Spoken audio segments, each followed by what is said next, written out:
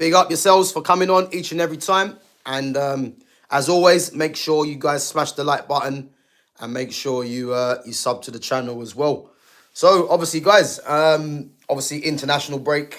Um, I mean, it's boring to be honest with you. International break. You know, you're just waiting for the Premier League season to come back, and I think yeah, obviously two international games for most of the teams. So yeah, it's one of them things where doing content, you know, it's not easy, but sometimes you gotta just try and find other ways to think to stop talking about your own club. So this is why I'm doing the France one today, and I think for me, you know, in terms of the title, France are they the team to beat at next year's World Cup? I think, well, I mean, for me, I think they're definitely going to be. I mean, I'm expecting France to at least make the semi-finals. You know, I think we're looking at the front runners for the competition. You're looking at France. You're looking at Spain. You're looking at probably the South American teams of Argentina and Brazil. And I definitely think one of them four teams there should be the teams that is going to win the competition. You know, I'll be very surprised if it's not one of them four teams. You know, and again, I would say if we're looking at France, years gone by, France haven't got the best team that they've had. You know, if you think of some of the players that are not playing, you know, the likes of Paul Pogba who still can't find fitness. It's unlikely that he'll be in the squad. You think of players like Martial as well, Anthony Martial. Anton Griezmann's retired.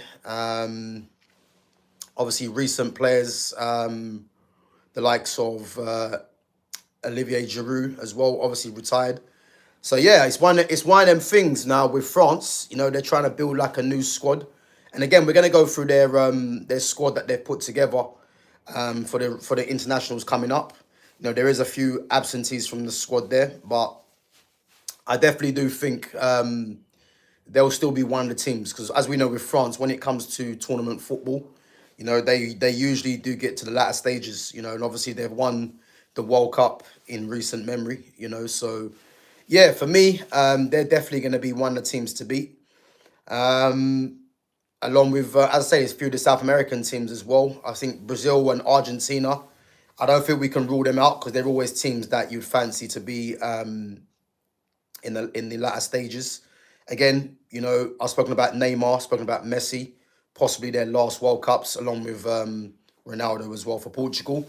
So again, these guys are going to want to go out, you know, in the blade of glory. Really, I think. Do I see Argentina retaining the World Cup trophy? I don't think so. I very much doubt it, and that's only because I mean they have got some very good players in their squad. But if you look at the likes of Messi, Messi's now a couple of years older. You know, is he still going to have the same influence that he's had before? I think it's unlikely, and that isn't due to Messi's fault. It's just that age catches up with you, you know, and it's one of them things with Messi that yeah, he just needs to yeah, he's gonna bow out of his international career. 'Cause I do believe after this World Cup, I think Messi calls time. Maybe not only the national team, but possibly football. You know, because I'll be honest, what's he got left to achieve for in football? The guy's won literally everything: Ballon d'Ors, World Cups, Champions League, league titles. Like he's won literally Copa Americas. You know, he's won literally everything that the game has to offer. So yeah, for me, I don't think there's any reason why after this World Cup Messi would want to carry it on because, as I said, he's completed football. You know, and there ain't too many players that can say that they've actually done that. So, but yeah, I think you know you look at Argentina, they got Julian Alvarez. You know, very good player, and he's in good form right now. You think of Mastantuano as well. At the back, you know, Christian Romero, captain of Tottenham now. I'm not sure if Otamendi still there, but listen, they've got some good players. Alexis McAllister as well, midfield. Enzo Fernandez.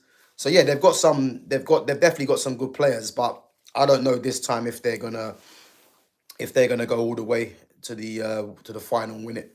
And the same with Brazil. You know, Brazil, as we've spoken about, so much quality in attack. You know, I think where Brazil might need to focus on.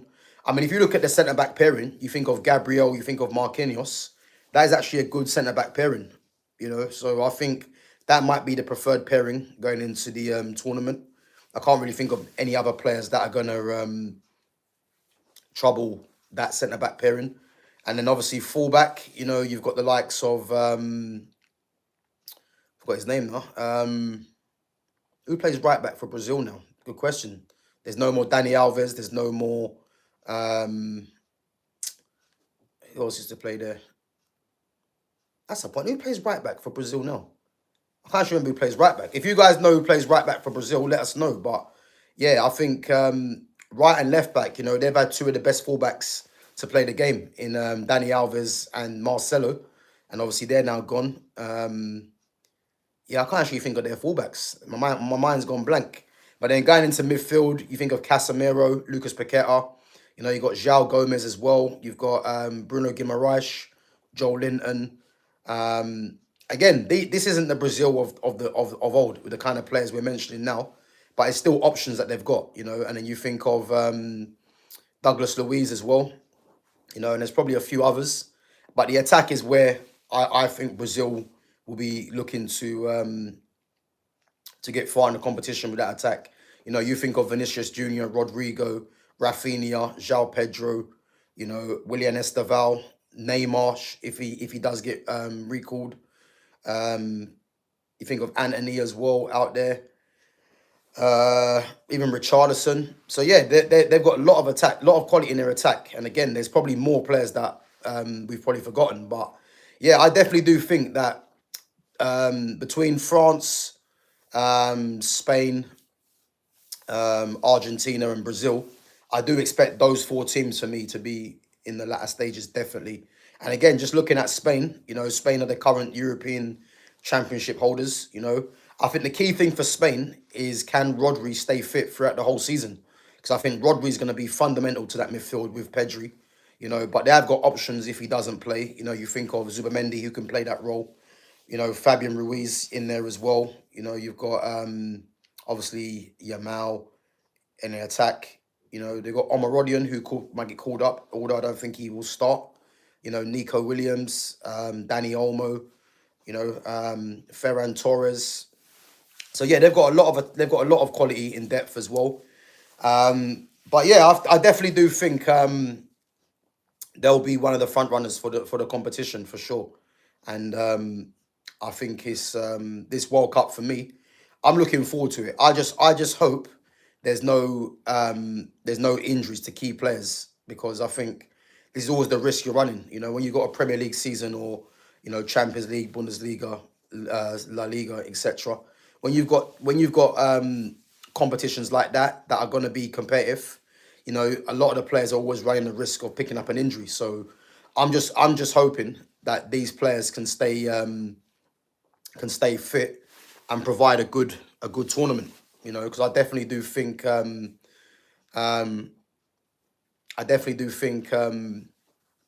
these teams, will be the front runners, but they're gonna need all their key players to figure in it for sure.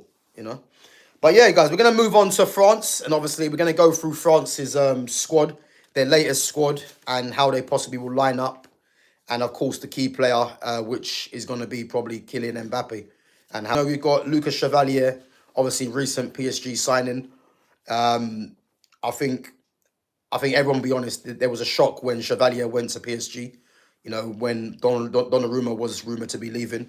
And obviously Chevalier, formerly of Lille as well, left-footed goalkeeper. I think when I heard that PSG were looking at him, it didn't make sense to me. But then obviously when you hear that Donnarumma's on his way, it did make sense in the end.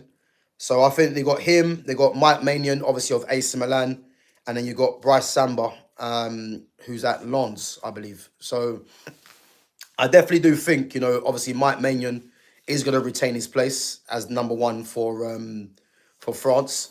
And again, Mike Maignan, ball-playing goalkeeper, someone that was rumoured to be going to Chelsea as well in the summer, which never happened. But for me, he is definitely still one of the best keepers in the world. He is getting on a bit, but I think in terms of his leadership, his ball playing, ability and his dominance as well in his box. I do think he's definitely going to be their number one, and I kind of think no, I think Lloris was in goal when they won the World Cup. Yeah. So again, he hasn't won any international honours with France, but do I think with him in goal, they're capable of going all the way to the final? I do, because I like him a lot. So I think, yeah, Mike Maignan will definitely be number one. And then you're going to have Chevalier and Samba backing him up. And I think Chevalier will be number two with Bryce Samba as the third option. So, and then going to the defence, again, looking at their defence, their defence has been stronger. Of course it has. But I think what we're seeing now, is a changing of the guard, really. You think of the likes when they used to have, I remember when France had the pairing of Varane and Samuel Umtiti. And I believe with that pairing, they actually won, did they win the Euros or win the World Cup? I can't remember. But that was a great pairing, Umtiti and Varane. And for me, the reason I like that pairing is because when you've got a left-footed centre-back and a right-footed centre-back, the balance for me is always there. You can get if you're especially if you're a ball playing centre back, if you're left footed on that side, it does help. And the same on the right side. So I think going into the tournament now, I mean, you're only looking at really Lucas Hernandez, who I don't think is going to start. That is left footed, that can play centre back. So again, going through the defence, you've got Lucas Digne. Obviously, I don't think Lucas Digne starts. I think it'd be between him and Teo Hernandez, but I think Teo Hernandez is clearly number one left back. But Digne is a good replacement, really. You've got two good left backs there. You think of Ferland Mendy. Ferland Mendy. I don't think Mendy gets called up into the World Cup. I think they'll stick with Digne and with Teo Hernandez if they stay fit. But I think Ferland Mendy is probably the only one you would say that could come in there and compete with Teo Hernandez and Digne. But I think it'll be them two. And then you look at right back, you got Malo Gusto. Again, Malo Gusto is going to be back up, so it'll be back up to Jules Koundé. And as I said, Gusto hasn't been great this season for me for Chelsea. But as I said, I think it's one of them things where they haven't really had too many right backs. Again, you think of the right backs of the past they've had, the likes of, what's his name? Benjamin Pavard's not even a right back, but he did play there. You think of what's his face? I'm trying to think of the right back was before Koundé. Jonathan Klaus has played there, but he wasn't really a regular. Guys, help me out. Let me know who was the right back before Jules Koundé at France. I can't actually remember. Big up to Nick Fadley. Big up Nick for coming on. Still thinks but Spain and France are the favourite teams in the World Cup. Yeah, listen, I've got France and Spain as my favourites, to be fair, along with the South American teams, Brazil and Argentina. You can never count them out. So yeah, I'm gonna have them up there as well. So yeah, I think let me know who the right before Pavard. I'm trying to think who the regular right back was, because you had Pavard, you had Koundé, and I'm pretty sure there was someone else before them. I can't remember the name though. That's bugging me now. I'm not going back to like Lilian Thuram and Willy Sanyo and them guys, but who was the right back before they had Pavard? That's gonna bug me now. I feel like I know. But anyway, yeah, we'll move on. So yeah, Digne and Gusto will definitely be the backups to the first choice. And again, Teo Hernandez, expect Teo Hernandez to be starting at left back. Although he's gone to Al Nassr in Saudi, Teo Hernandez for me, I couldn't believe that there was no other European teams that went in for him.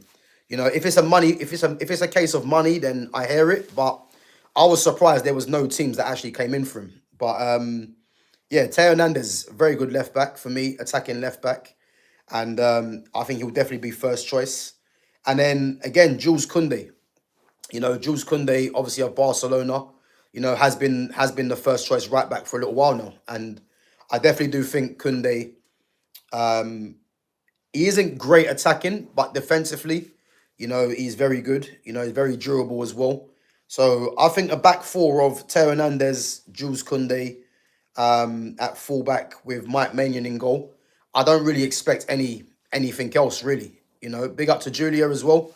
I don't really expect anything else, but I definitely do think you know the centre back pairing is where I'm going to look at because as I said, Lucas Hernandez for me is not going to start. I think he's more backup left back and backup. Well, he's backup left back and backup centre back, but I definitely do think in terms of the centre backs that they've got.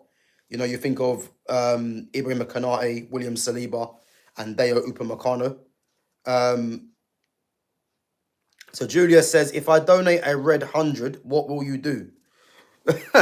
That's crazy, man. For a start? What's a red 100?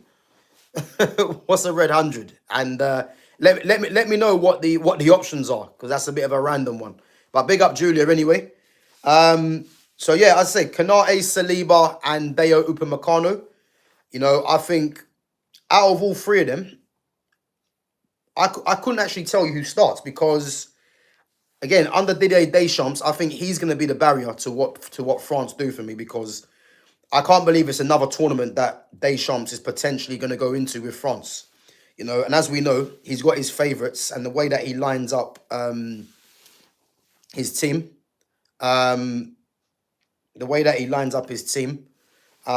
is going to be interesting because there's a certain player in midfield that he loves, and whether he goes with him again, I think it's likely, but I think it could be the wrong choice. But we'll see.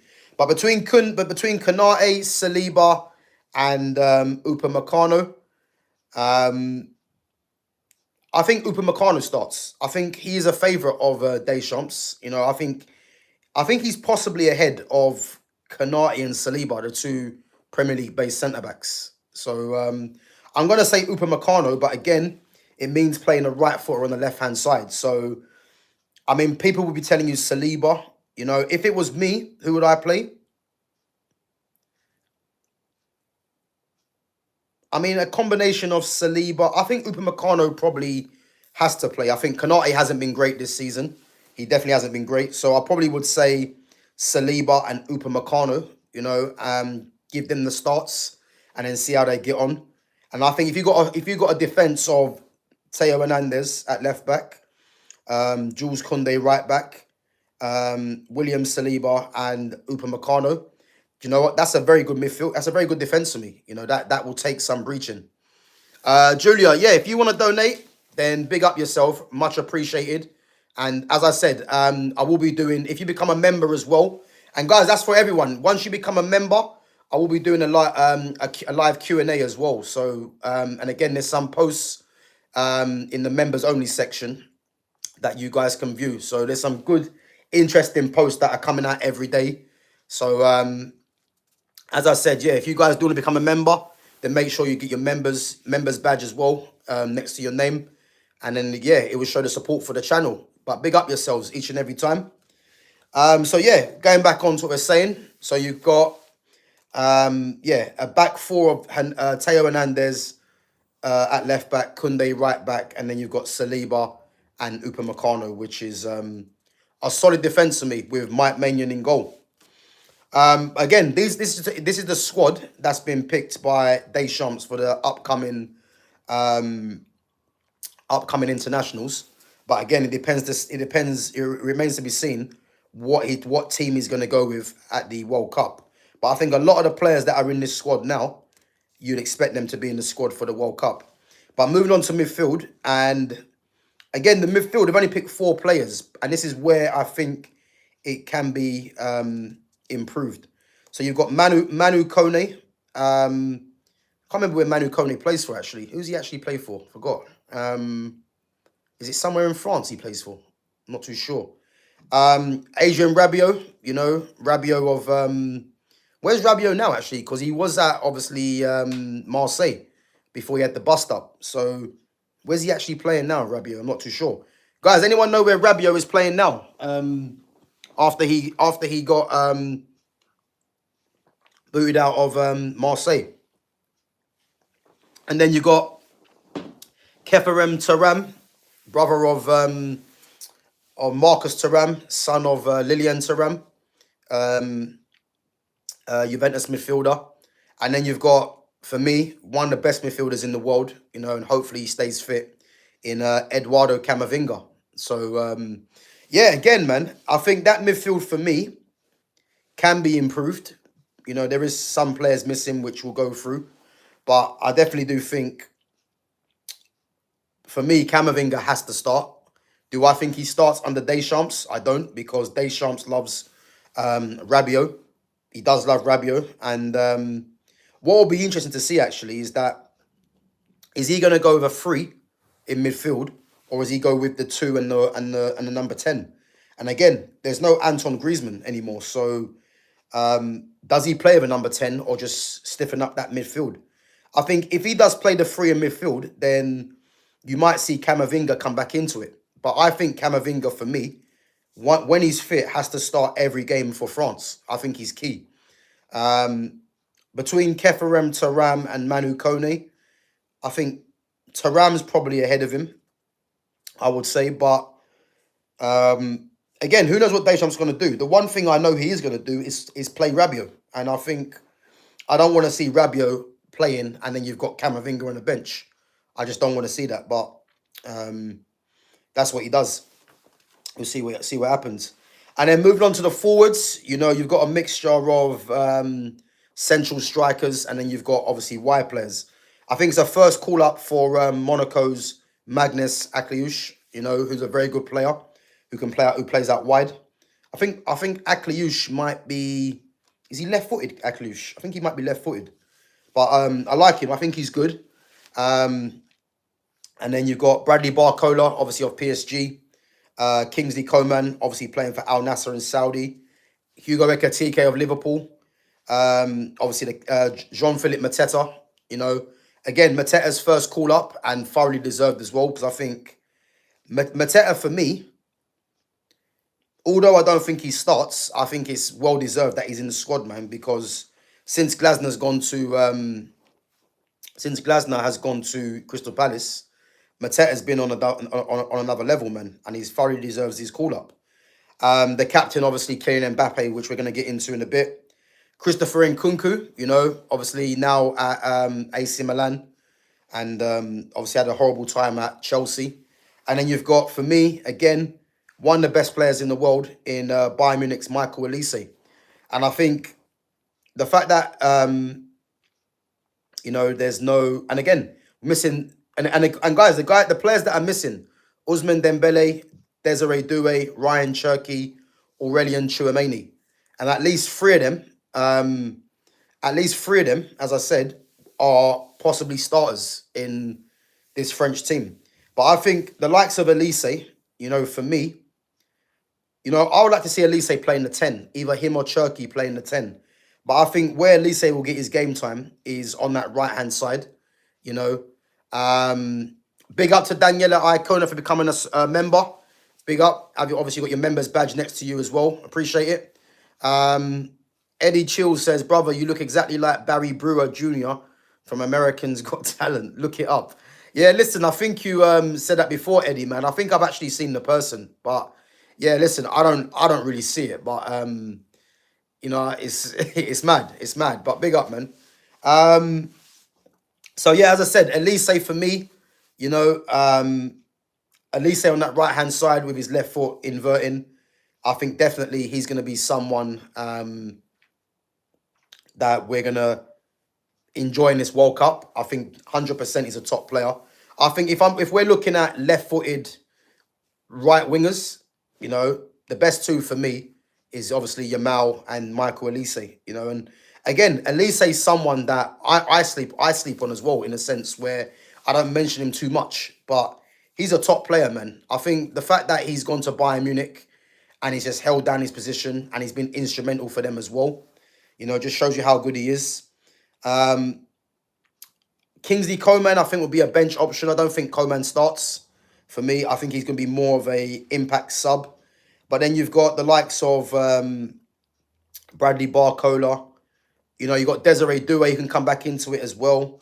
Obviously, Dembele, who you'd expect to. But again, with Dembele, I wonder where Dembele starts because Dembele plays as a false nine for PSG. Are they going to play Dembele? Is he going to play Dembele through the middle, or is he going to play Dembele out wide? And then you've got Nkunku again, who can play out wide, play as a 10. Mateta, as we know, his first call up, obviously as a striker as well. And then you've got Ekatike, who, again, Ekatike for me, you know, I don't think Ekatike. Well, he's not going to start for me. I don't believe. I think Mateta's probably ahead of him in the pecking order for France. But again, who knows what kind of season he has coming the end of the season. It might be a case where, if he does show some good form or continues keeping up his form, who knows, man, he could get called up to be a starter. Who knows? But I think again, does Barcola start? I'm not sure. But everyone knows that obviously Kylian Mbappe, the captain, and it depends where Mbappe plays because what's actually odd is that Mbappe is not a striker, but he's actually a left winger. But the problem is he's playing through the middle at Real Madrid, and I think transition wise, you just play him through the middle for France. And again, he has been playing there. Obviously, he's France's captain. He's their most valuable player as well. He's their leader in a sense now as well. So everything is going to go through Mbappe. But I just wonder whether they'll be better off playing him out wide and taking the pressure off him to allow him to, because I think if you play Mbappe as a central striker, and let's say he's not really getting on the ball, then, there's going to be a lot of pressure on him to try and make things happen for France. Whereas I think if you play like a physical presence like a Mateta, like an Ekatike up there, and then you allow Mbappe to come from a position out wide, I think you probably get a better Mbappe. But I think they're going to play him through the middle. I definitely do think that. I think he plays through the middle, and then I think it's one of them things where who do you play either side? I think Dembele as well has been playing through the middle as a false nine. Does he play there ahead of Mbappe, which is unlikely? And as Eddie said, there's no Giroud, so there's no focal point. And I agree, Eddie, I agree. But I think the problem is when you've got Mbappe there, Mbappe is going to play, and it's a case where I would say Dembele plays once he's fit. Now, both players are both actually playing as false nines for their teams, for PSG and Real Madrid, respectively. Now, I expect one of them to play as the 9, and then that means you're going to have Ekatike or Mateta on the bench, who are actually central strikers. So the issue that Deschamps has is, does he want to? Because I think personally, I think Dembele and Mbappe both have to start for me. But then that means what happens with Elise? I like Turkey. I want Turkey to start as well. But I think Turkey, I mean, where's he gonna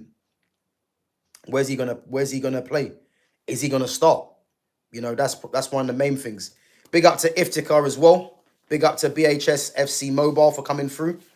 So yeah, I think it's gonna be difficult to start all those players because I just think that if you play Mbappe through the middle, that means, is it gonna work with Barcola one side or Dembele, Elise? It depends. It depends. But I definitely do think it should be. I'm gonna say Mbappe from the left, and then that means you're leaving out Elise probably. Yeah, I think if you play a central striker like a Mateta, to be a target man or Ekatike, Mbappe from the left, and then you play Dembele from the right. That means you could possibly play Elise or Cherki in the 10. But again, you're gonna have different options. They've got loads of different options to do. But I think between Elise, if Cherki obviously proves his fitness, Mbappe and Ousmane Dembele, I think between those four, I think this is where the problem's going to come in how to fit them in, you know. And again, the midfield, Aurelian Tchouameni. I don't think Tchouameni got called up. I'm not sure if he's injured. You know, you think of Marcus Thuram as well. I don't rate Thuram, so I think those guys are ahead of Thuram for me. But if you think of Tchouameni in that midfield with Camavinga, I just, you know, the thing is, for me, yeah, the team that I would play, yeah, would be Mike Maignan in goal. The defense that I said, Teo Hernandez, Kunde, Saliba, and Upamecano. Camavinga, Tchouameni. If Paul Pogba is not back in the squad. If Pogba can prove his fitness and somehow get his way back in the squad, he starts. Whether you play him in the 10 to give him freedom to play his game, or whether you play him next to Camavinga, it is what it is. But he has to be there if he can prove his fitness. And then I will play personally. I will play Mbappe,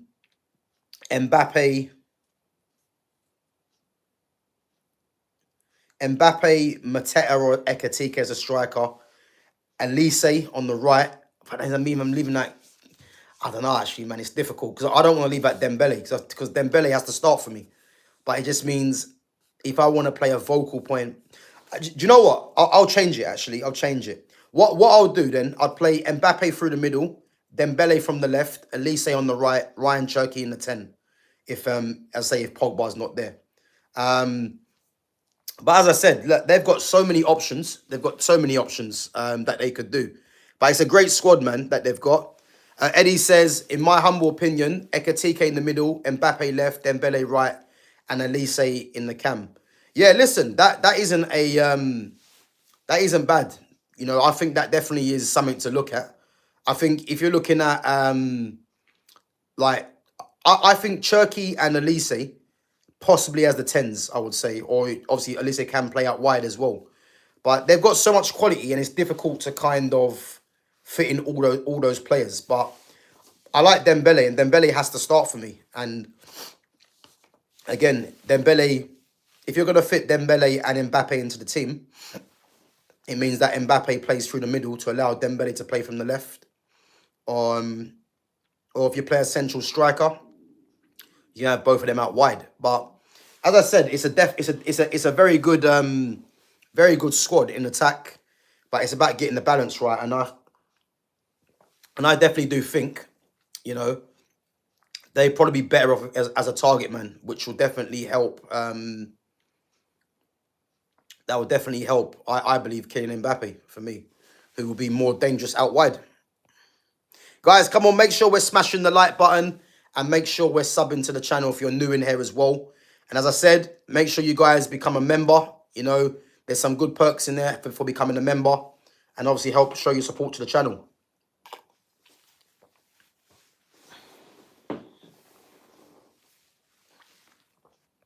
So BHS says, is Griezmann playing? I think Griezmann's actually retired from international football. I think he's actually retired, yeah. So there'll be no Anton Griezmann in that 10, which is why, as I said, I think if you're looking at the number 10s that will play there, you're looking at Cherky, you're looking at Elise. They're the only two viable options right now, especially with the squad that's been picked. You know, Nkunku can play there as well, but I think I'd have the other two ahead of him. Phantom 12 said, what should be midfield? For me, Camavinga has to start. So if you're playing a midfield 2, which I don't know if he's going to do that, or a 3.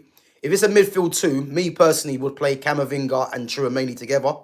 That should have been the midfield for ages ago. But with Paul Pogba, I'm hoping Pogba, yeah, can... Again, it could be Pogba's last World Cup. Who knows, yeah? But I'm hoping Pogba gets fit before the World Cup comes around. And I have no doubt if he proves his fitness, he'll be back in that French squad. And if he's back in that French squad, he has to play. So whether you play a midfield 3 of Camavinga, Pogba, Tchouameni, which I think would be a great midfield, or you play Pogba in the 10, you know, these things will be dictated by his fitness. You know what I mean? So again, it's one of them things where, yeah, I just don't trust Deschamps because Deschamps is gonna not play the team that I believe should be playing. You know, yeah, somehow Rabiot will find his way into the team. But Rabiot for me shouldn't be starting. You know, he's a good player, but just give Camavinga his berth, man, if he can prove his fitness.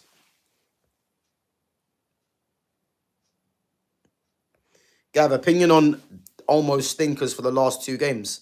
Yeah, listen, Danny Olmo, for me, I think he made the wrong mistake going back to Barca. You know, if anyone doesn't know, um, Danny Olmo come through La Masia. You know, I think was actually playing, I believe, as a right winger or as a right wing back or something like that in the La Masia in the youth.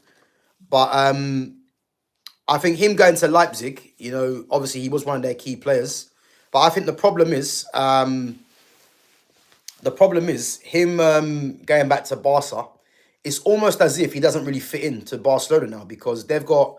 If you look at the way Barca play, yeah, if you think of their attack in the midfield, Pedri and De Jong is their best midfield combination.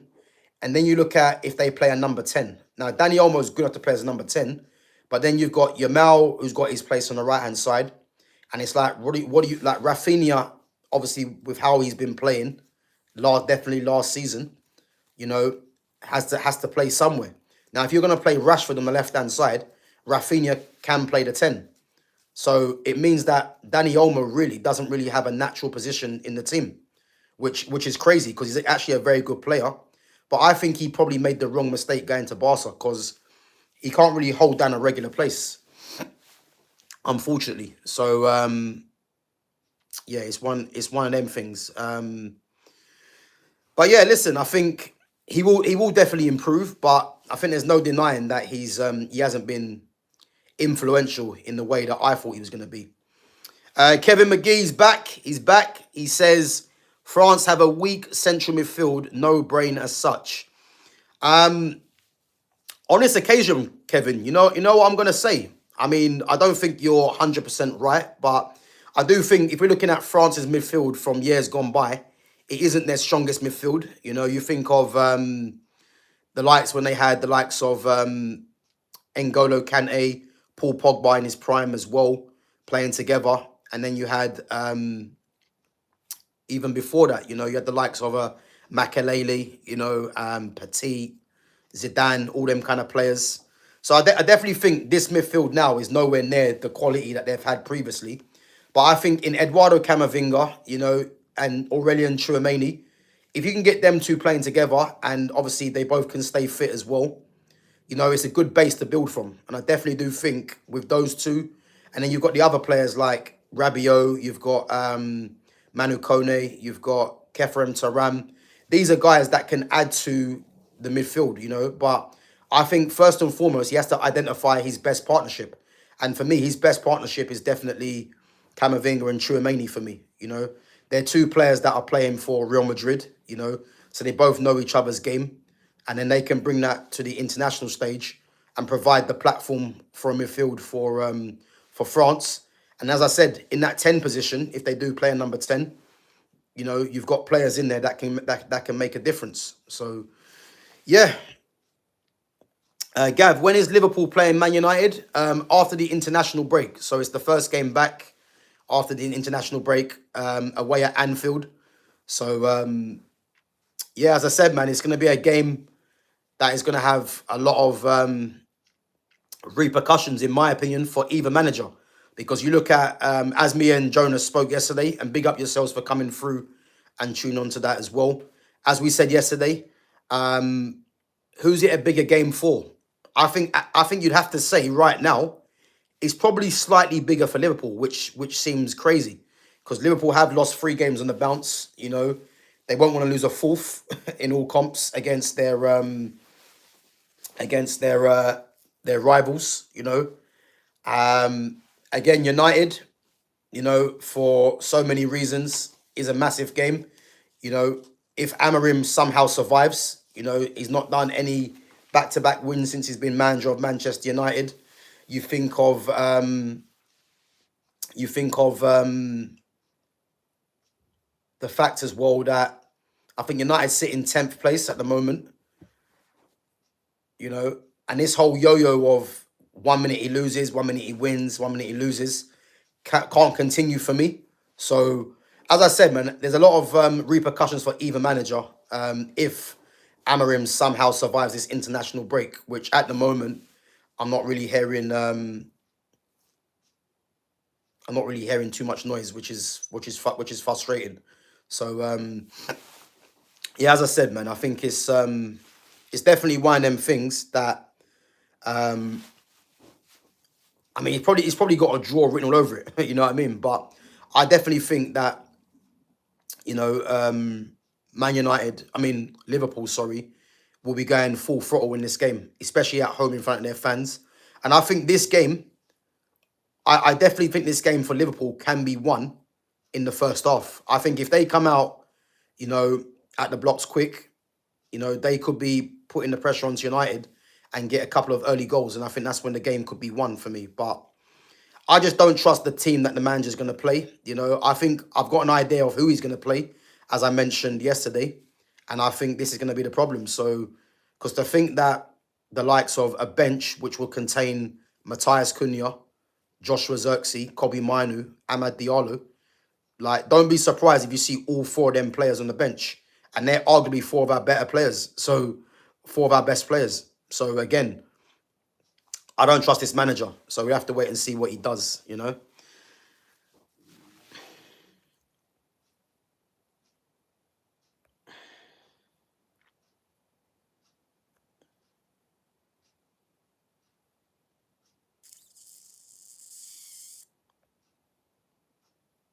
Yeah, listen. Danny Olmo was at La Masia.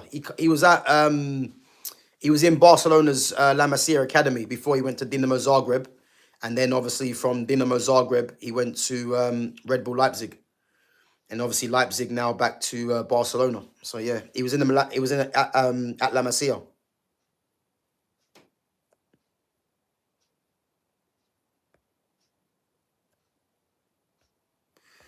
Uh, yeah, he was in La Masia, Kevin. Man, I'm not Kevin. Let it go, man. He was in La Masia. Um, Gav, will Warren Zaire Emery? That's a point. Do you know what? I forgot about Zaire Emery. Yeah, he's another one, midfielder. So will Zaire Emery get his starting place for PSG and get some appearances for France? Again, I think it's hard for Zaire Emery because Zaire Emery is not getting game time with PSG really, because obviously the favoured combination there is is Vitinha, Fabian Ruiz, and João Neves. So again, when you're not playing regularly for your club, it's kind of hard for you to get a place in your national team, which is obvious. But I think Zaire Emery, for me, the only way he gets into that squad is if he somehow dislodges one of those three, you know, and I don't see that happening anytime soon. So I just don't know, man. You know, but he's a good player, to be fair. You know, he's a good player.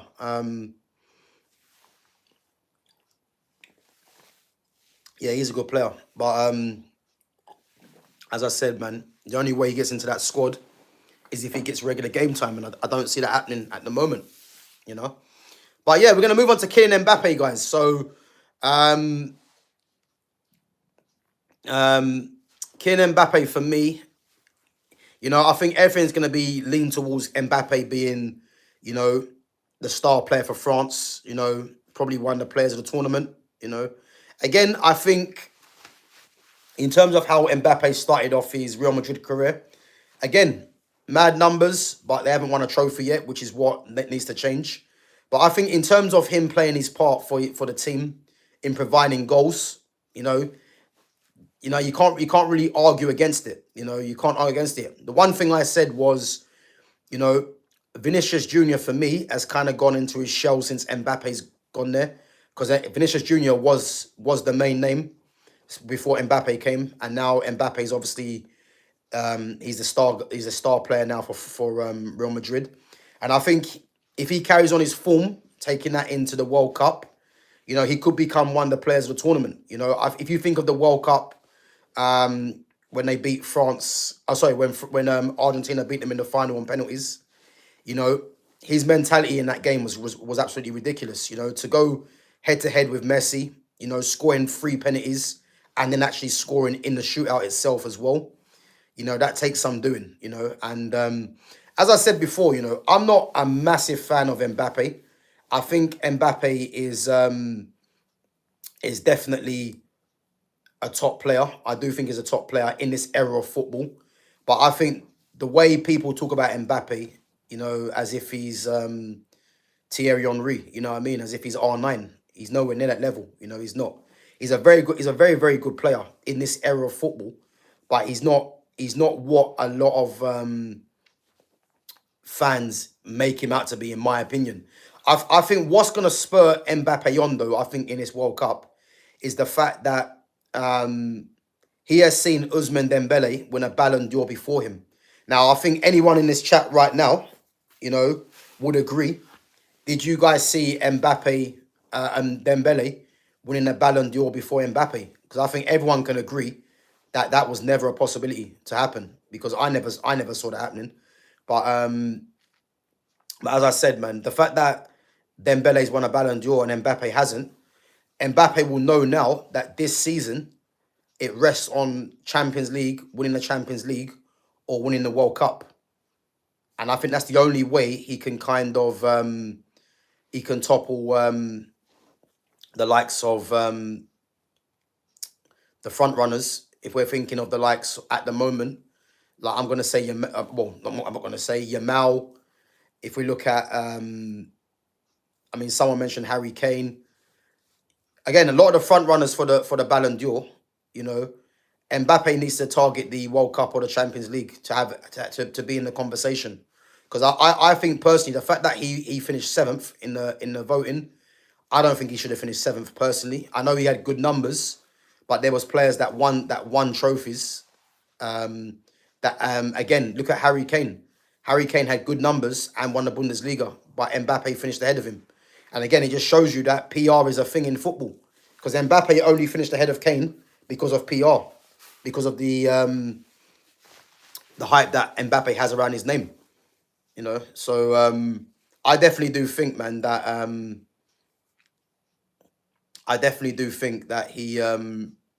he'll be targeting that tournament. You know, because I think deep down as well, you know, I think Mbappe will be hurt at the fact that Dembele, again, he'll be happy for Dembele winning the Ballon d'Or, but I think he'll be hurt at the fact that, you know, he's France's biggest star.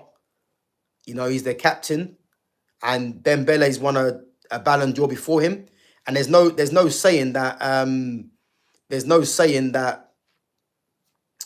you know, that Mbappe is going to win a Ballon d'Or, because the competition to win the Ballon d'Or, I think, rests between Yamal. You know, who's to say Elise might not be in the conversation.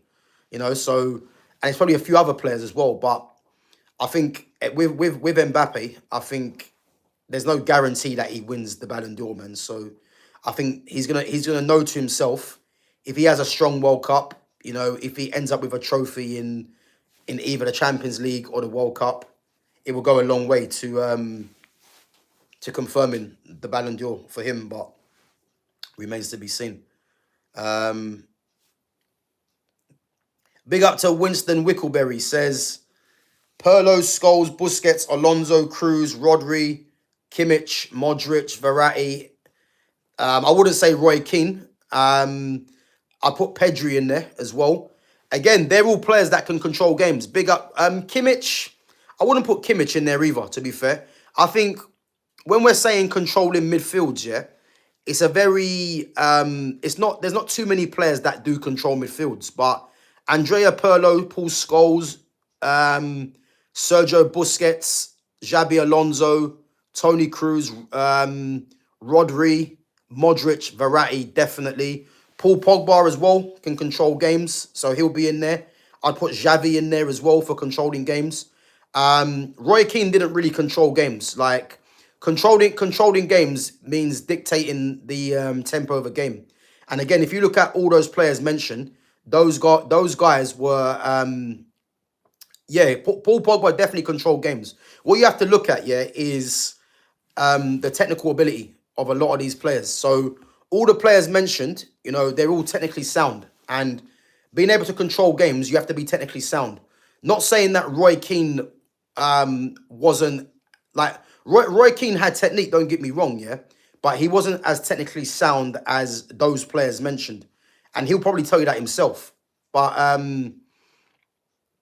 I said, I think the likes of those players mentioned, I agree. Um, but yeah, Winston, I agree. But just because you're playing deeper doesn't mean you can't control games. Because again, Roy Keane never played as a DM, so that's why I'm saying Roy Keane.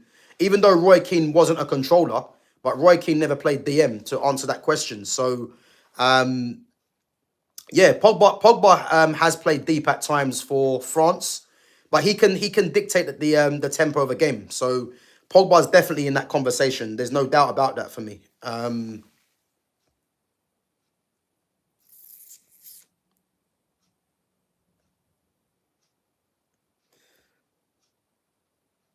Yeah, but again, Roy Keane was a DM, but again, I'm talking about control. Like when you're mentioning Roy Keane in the same conversation of absolute technicians, this is what I'm talking about because Pirlo, Scholes, Busquets, Alonso, Cruz, Rodri, Modric, and Verratti, these guys are all more technically sound than Roy Keane, and that isn't saying that Roy Keane wasn't a good player. That's not what I'm saying. But Roy Keane wasn't as technically sound as those players, and those guys there controlled games 100%, 100%. Bro, I watched Roy Keane as well on many occasions. Like I grew up watching the likes of Roy Keane, so this I'm trying to tell you. Roy Keane didn't control games in the way that Roy Keane didn't control games in the way that those players have done. As I said, I watched Roy Keane growing up. When you're saying controlling games, and you've mentioned Scholes definitely is a controller. You know, but as I said, Paul Pogba's definitely in that conversation. You know what I mean? Probably one of the best controllers in football, 100%. So so yeah, man, it's a good list you've come up with, man. Michael Carrick is another one. Yeah, Carrick's another one. Again, Michael Carrick controlled games more than more than a Roy Keane as well. Now, listen, Winston, this whole nonsense about that's just a narrative that's just being pushed out. It's not about there is black players that can control games. This narrative of that black players are only there because they're powerful is a complete load of nonsense. It is. It's a complete load of nonsense. Paul Pogba's a prime example. Because when you're mentioning those players that you just mentioned, Paul Pogba is more complete than any of them. Like he's the most complete midfielder that there's been. You know, Central midfielder as complete as him. Musa Dembele, you know, he's another one. So as I said, man, yeah, like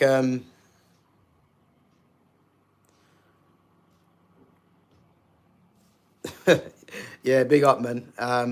Nice. Obviously, midfield players that can control games, But as I said, in terms of being a complete midfielder, Paul Pogba is up there with any player as a complete midfielder. There ain't a midfielder in the game really that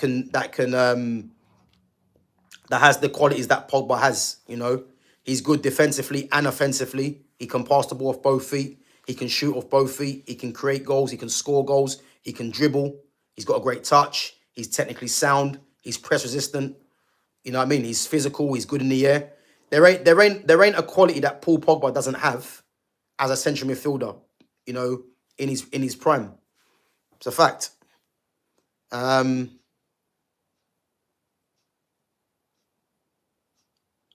Yeah, look, no one's saying that about being an exception to the rule. Like you're telling me Roy Keane's a controller, but Paul Pogba's not. That doesn't make sense. You can't have technically sound Paul Pogba not being a controller, but then you're telling me Roy Keane was. Like, I'm not going to accept that. Like, because that ain't true. Gerrard wasn't really a controller. Xabi Alonso was the controller in that midfield. But Gerrard was more highlights, box to box. He wasn't really a controller. Um, Pogba hasn't got the intelligence to control. Like, again, I'm not sure how old you are, Winston, but with that name, you must be quite old. But if you're telling me he hasn't got the intelligence, then I'm sorry, man. I'm not quite sure what football you've been watching, because that's just nonsense. He hasn't got the intelligence. Like, that's just ridiculous. As I said, look at the qualities that Paul Pogba has, yeah, that he possesses. There ain't a midfield player with those qualities. There isn't. Tell me a player. You're 50. Well, if you're 50, then you're 50, Winston, yeah? And you're telling me that Roy Keane is a controller, but Paul Pogba wasn't. Doesn't make sense. Paul Pogba is more technically sound than Roy Keane. And to be able to control games, you need to be technically sound. Like, I don't agree, man, that he lacks intelligence. That's just nonsense. Like, when you're saying he lacks intelligence, what's the intelligence like? What's he lacking intelligence wise?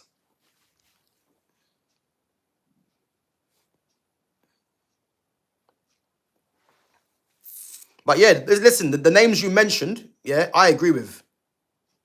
Neymar is technically sound but can't control the game. But that's because Neymar doesn't play deep. So an attacking player like Neymar is never going to control a game in the way that a Pirlo does. So that doesn't make sense, really. You know, like if you're gonna say a controller, yeah, let's talk about central midfielders. Neymar's not a central midfielder. He's never going to control the game from high up the pitch. But what he will do, he can run a game. That's what he can do. And as Phantom says, Roy Keane was more of a destroyer and interceptor. Again, I watched Roy Keane, Roy Keane back in the day when he first come to United from Nottingham Forest. And again, Roy Keane was more of a goal scoring midfielder. The older he got, he sat back a lot of the time. And again, I'm laughing here because Roy Keane will tell you himself that he's not as technically sound as some of the players that's been mentioned. So. And Roy Keane would tell you himself that he never controlled games. Roy Keane was a great captain for Man United that played his part in Manchester United winning multiple titles. But to say Roy Keane was a controller of the game, he wasn't that. That wasn't his qualities. His qualities was his leadership, his organising of the team, and being able to attack and defend, do both jobs good. But as I said, when you're saying he's a controller, like, I'm sorry, you're watching the wrong game, man. That's not a controller. He's not. And again, there isn't too many controllers in football as it is now anyway. But definitely Roy Keane wasn't one of them. So he is lacking the understanding to know when to slow it down, speed it up, when to play short, when to go long, etc. So that's nonsense again, because just go and watch highlights of Paul Pogba controlling games. Like, again, I understand what you're saying, but you're using that for the wrong player, because that's what Paul Pogba does. Like I think you need to watch more Paul Pogba games or highlights and see the way the guy plays. Because again, I'm gonna go back to it. If you're telling me that Roy Keane controls games and Paul Pogba doesn't, this is where we're having the discourse, because I ain't gonna listen to that really, because it doesn't make sense.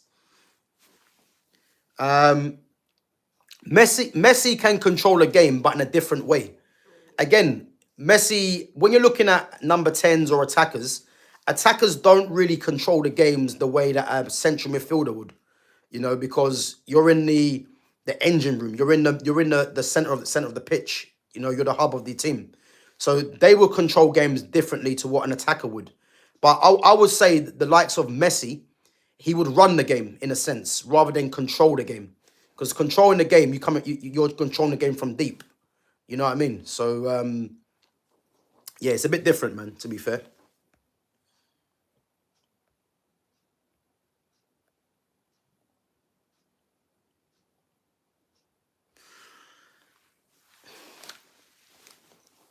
Kevin's a hater, man. Kevin, listen, if this conversation is above your head, man, then as I said, you're not forced to be here, man. Like, you're watching me, man. That's what it comes down to. Like, sometimes these technical conversations go above players' heads. So I think it's gone above yours, man. You're still fixated on Bruno Fernandes. You probably might go and tell me that Bruno's a controller. So Keane wasn't a controller. He wasn't. No matter what you say, Kevin, it's your opinion.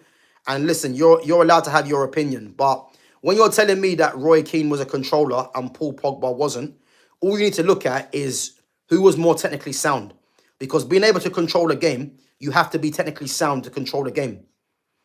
It's that simple. It's that simple. So again, Roy Keane wasn't a controller. Roy Keane was a very, very good midfield player for Man United, but controlling the game wasn't his strength. It wasn't. It wasn't. He played in the mid. He played in a midfield 4-4-2, two in midfield, and his game wasn't controlling. It was box to box. It was up and down because the game was different there. The controllers that was mentioned earlier by Winston, yeah, there's a reason why he mentioned all those players. All those players were deep players in a free. I'll go back to them. Pirlo, Paul Scholes, Busquets, Alonso, Cruz, Rodri, Kimmich, Modric, Verratti, yeah. All those players there, all more or less played in the free, yeah. Which is why, which is why those guys were allowed to play deep. You look at Pirlo, yeah. Pirlo was the deepest midfield player, technically sound, could dictate. Paul Scholes, in his second stint at United, was playing slightly deeper. Let's not forget as well, Paul Scholes actually used to be a striker, as well for Man United. Then went to number 10, then went to midfield. So as his career's gone on, he's gone back and back and back. So, but again, in the free was dictating play. Busquets, as we know, for me, one of the best defensive midfielders of all time. The deepest midfielder with him, Xavi and Iniesta. Xabi Alonso, again, was playing at Liverpool, with him, Mascherano and Gerrard, was the deepest player, you would say. Or sometimes played in the two with Mascherano, with Gerrard as a 10, but was the ball player in there to dictate the play. Toni Kroos, although Toni Kroos didn't play as the deepest midfielder with Casemiro and Modric, Toni Kroos was tasked with dropping deep to spray the ball, controlling the tempo of the game. Rodri, as we know, in the free, for whether it's for Spain or for Man City, the deepest midfielder to dictate the play as well. Joshua Kimmich, I don't think Kimmich is a controller in that sense. I think when we're looking at the players I just mentioned, these guys were all more technically sound than Joshua Kimmich. Again, Kimmich, very good player, can play right back as well. But I don't look at him as a controller in the sense with those other players. Again, Luka Modric for me. Modric is the same with Toni Kroos. Didn't play as the deepest midfielder because Casemiro was there. But in a different way, I think out of all those players, Modric was the one that was more the ball carrier out of all those players, Whereas Toni Kroos would look to spray the ball.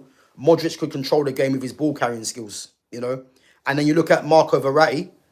Verratti, for me, one of my favourite players at PSG, at Italy as well. The deepest lying midfielder as well that can dictate the tempo of a game. So again, Roy Keane was a very good midfield player in the two, but these players mentioned all more or less played in the three, and they were all the deepest players to dictate the play. Roy Keane has never played in the three, so being able to control the game is very unlikely you control the game in the two for me, And again, Roy Keane wasn't as sound as those players.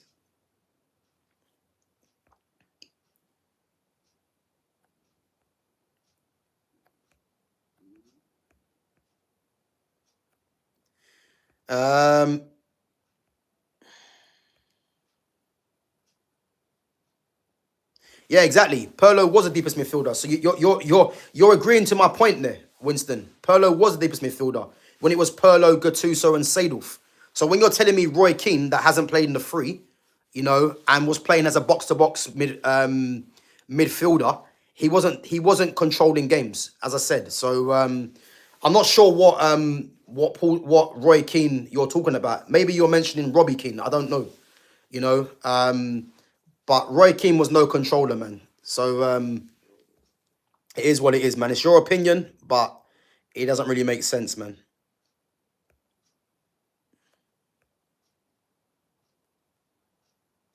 So now Winston's saying Gattuso played behind Pirlo. Again,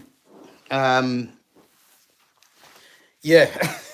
Listen, we're going around in circles, guys. We're going to move on anyway because I think sometimes there's football conversations that go over people's head. And I think it's this one right now because if you're saying Gattuso played behind Pirlo, doesn't make sense because if Pirlo dictated play, you can only dictate the play by being the deepest midfielder.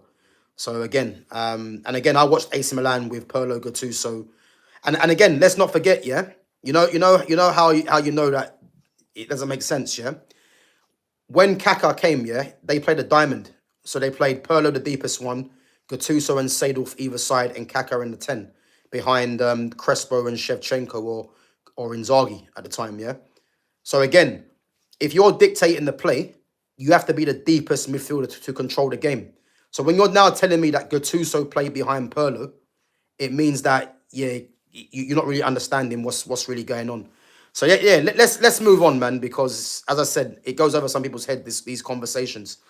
But yeah, listen, as I said, man, going back to that France team, guys. Yeah, France for me, they'll definitely be one of the teams to beat, along with Spain, with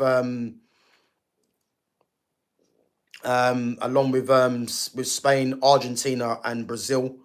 But I just think, yeah, I think that French team there, they're primed to have a big World Cup. I think I think they haven't been great. I don't believe in the qualifiers, but I definitely do think I definitely do think those players 100% will. I'm sorry, likes of Mbappe, Dembele. I think they will definitely have a big World Cup for sure. So now he's saying you have to be the deepest lying midfielder, but didn't he say Modric and Xavi controlled midfields too? So again, I'm gonna reiterate what I've said. Yeah, when you're controlling games, normally the player that's the deepest lying midfielder controls games. Yeah, then you have to be technically sound. If you look at Modric, you look at Toni Kroos, you look at Xavi, although these guys didn't play as the deepest lying midfielders in their team, because you had Busquets for Barca, Casemiro for Real Madrid.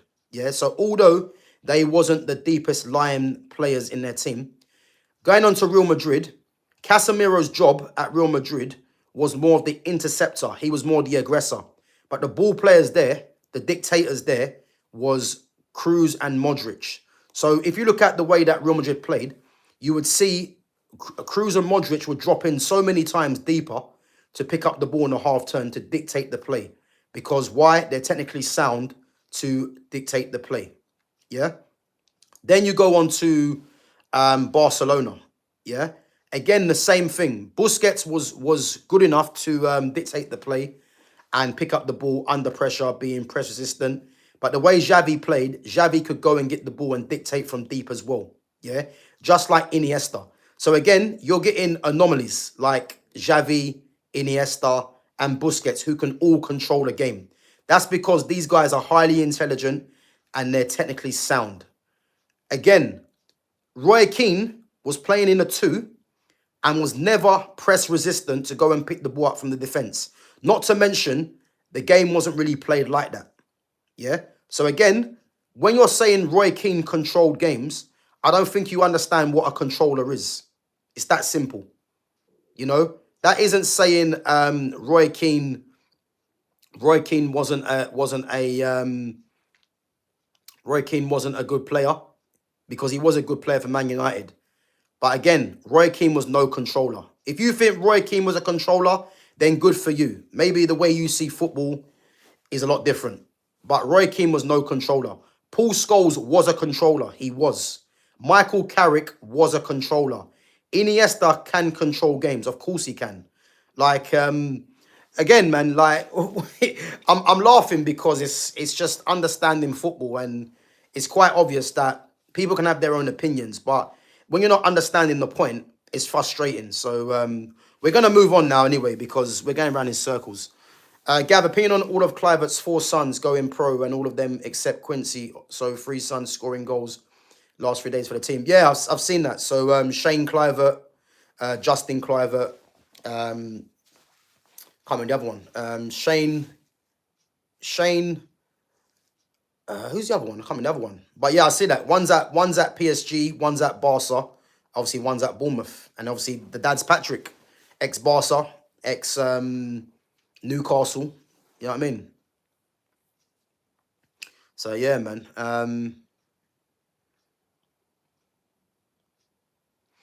So yeah, it's one of them things. But yeah, listen, Iniesta, man, what a player! One of my favorite all-time players. That's what you call an absolute pure footballer.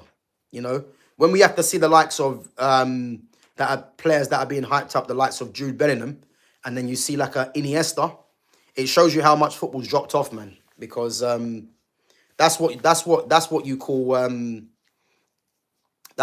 a player. You know, you see players like Bruno Fernandes, Jude Bellingham that are hyped up, which is criminal, really. And then you look at players like Iniesta. You know, you look at players like Pedri. Like, these guys are just pure footballers. You know, Marco Verratti, that someone else mentioned earlier. And then we have to Moussa Dembele. I mean, what a player Moussa Dembele was. What a player Dembele was. And it's one of them things that Dembele slept on as well. Dembele is massively slept on because yeah,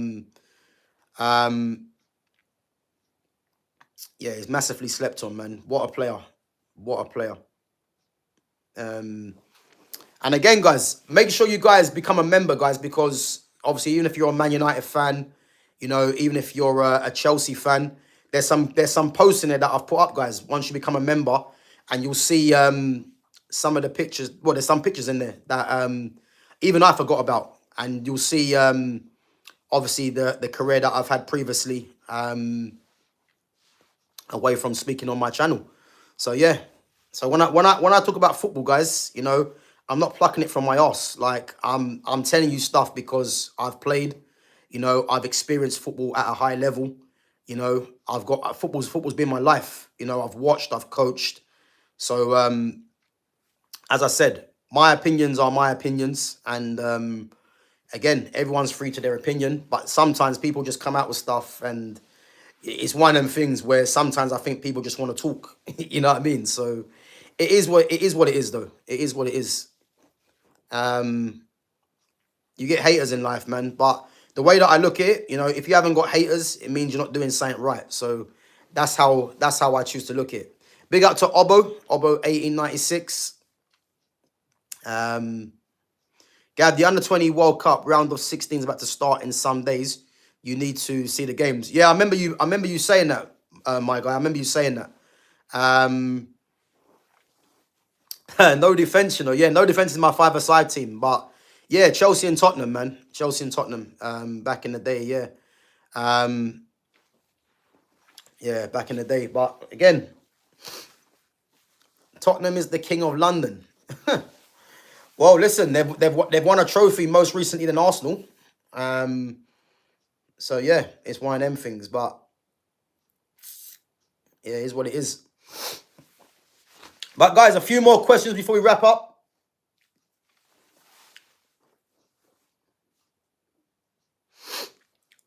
So Winston's saying, from my observations, you certainly weren't a controller anyhow. Winston, you're 50, man. How would you know that? You know what I mean? How would you know that, Winston? Come on. Come on, man.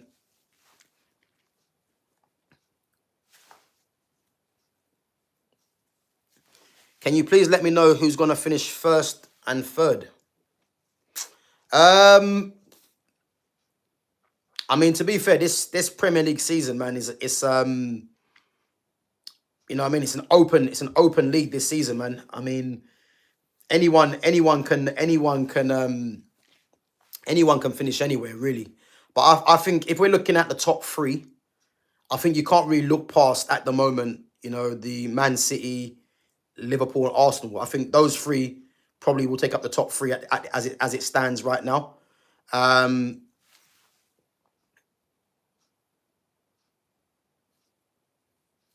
So yeah, I think they're the top three at the moment. But again, anything can change, man, because there's a long way to go for me, you know.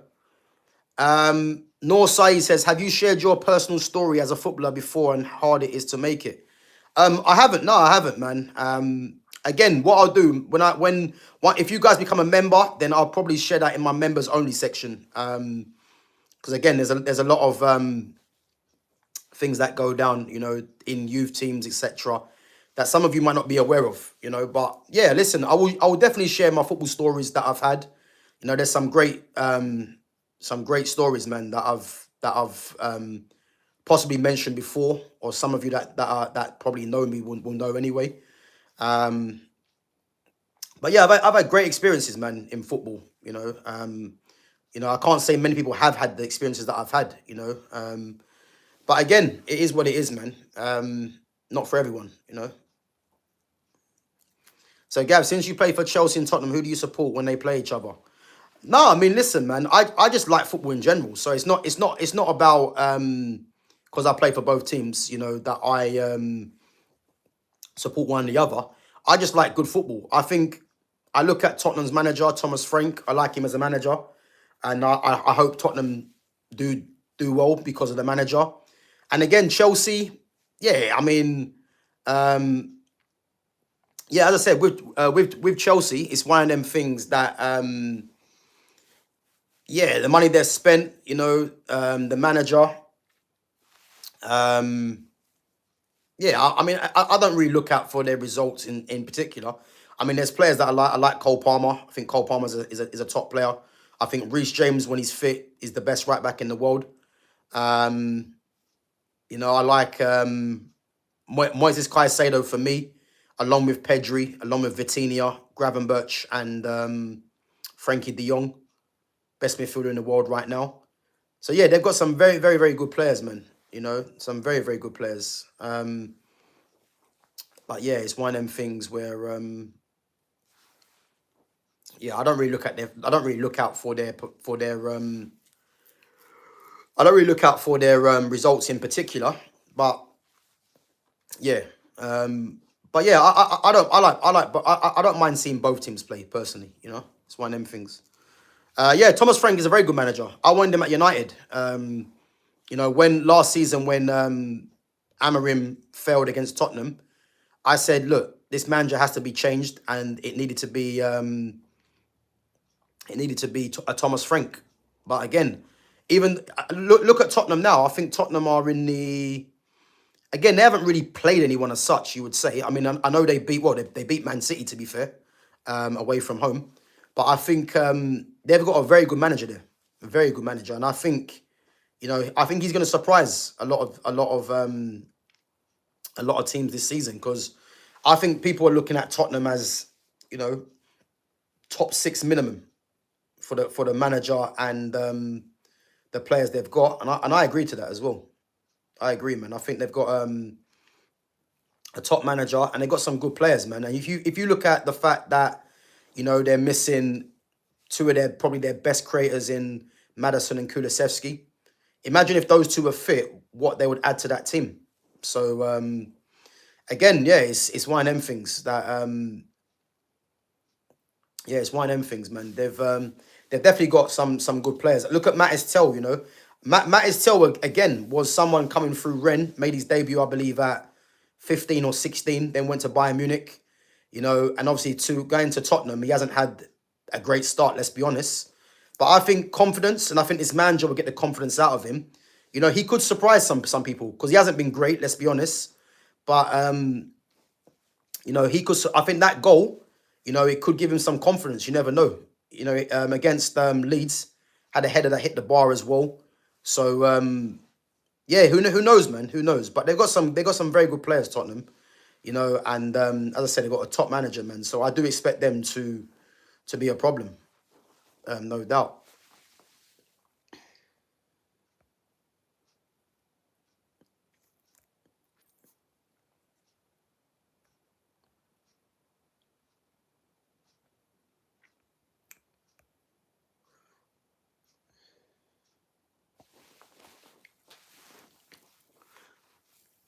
Right, guys, we're going to wrap up in about a couple of minutes. So, as I said, make sure you smash the like button, and make sure if you're new in here as well, you sub to the channel. Big up yourselves. I'm going to possibly be back Possibly tomorrow. Yeah, possibly tomorrow.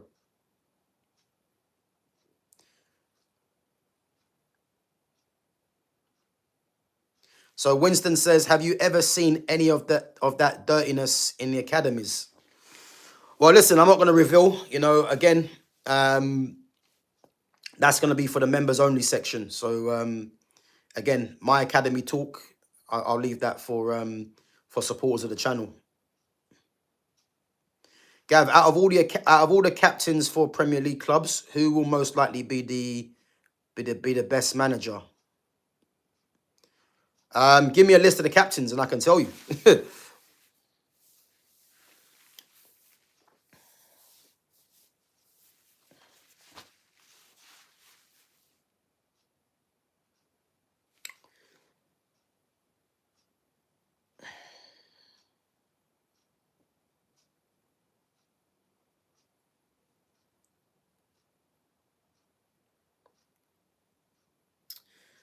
Winston, good question, man. You're pulling it back, Winston. Does anyone else think Rice is the most overrated midfielder in Prem history? I mean, I don't know if it's Prem history. He's definitely overrated. That's what I will tell you. He's definitely overrated. He is definitely overrated. But a lot of players are overrated. Bruno Fernandes being one of them.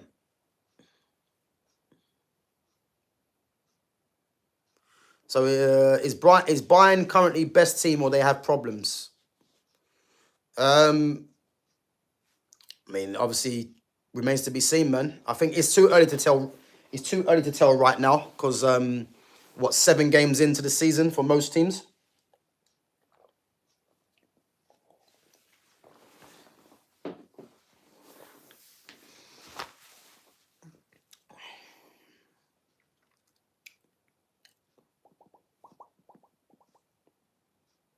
So Bruno needs to play in the 10.